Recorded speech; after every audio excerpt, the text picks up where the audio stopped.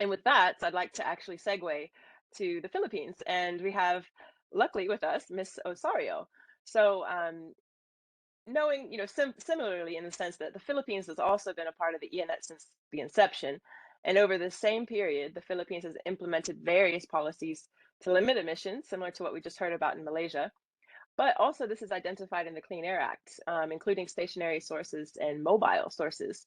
So, Mr. Sario, we'd like to ask a little bit more from the Philippines context. If you could describe the policies that have also been adopted that are related to addressing the emissions of acid deposition substances, or in general as well, like air pollution. So, over to you, Mr. Sario.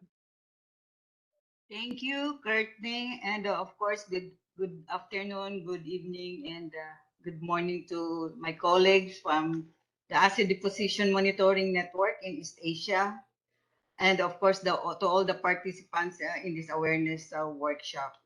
So, thank you also for this question, and of course, as part of this answer, based on the latest emission inventory of the Philippines, there are 74% of air pollution is coming from the mobile sources.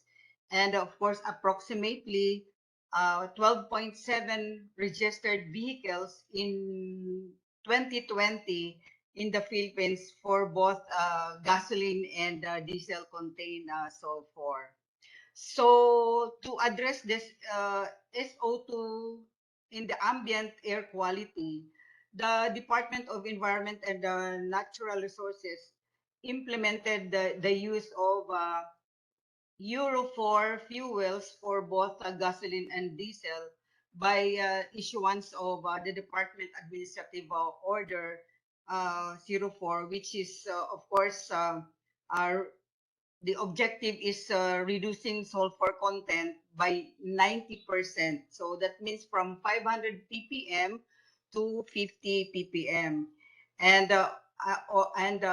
also from 0.05% of sulfur to 0.005%. So also in fuel combustion, approximately 95% of the sulfur in fuel are emitted as SO2. So from 1 to 5% sulfur to 0.005%. And also for the combustion, 95% of the sulfur in fuel are expected that um, the the SO2 from 1 to 5% are oxidized to SO3, and 1 to 3% sulfate ash.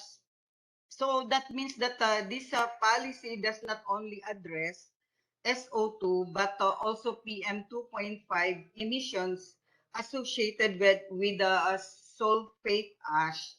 So, in addition, all Euro compliant vehicles are equipped with a catalytic converter capable of addressing NOx emission.